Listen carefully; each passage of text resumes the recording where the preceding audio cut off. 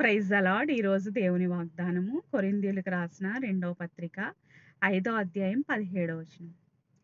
కాగా ఎవడైనను క్రీస్తునందున్న ఎడల వాడు నూతన సృష్టి, పాతవి గతించెను, ఇదిగో క్రొత్తవాయెను.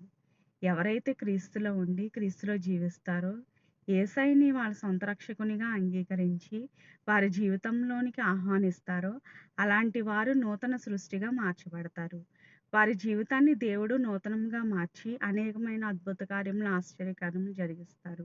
కాబట్టి ప్రతి ఒక్కరూ కూడా దేవునిలో జీవిస్తూ దేవునిలో ఉంటే పాత రోత జీవితాన్ని దేవుడు తీసివేసి మీ జీవితాన్ని క్రొత్తగా మారుస్తాడు.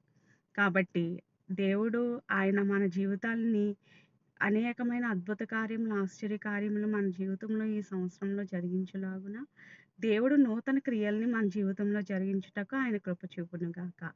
ఆమేన్. హల్లెలూయా.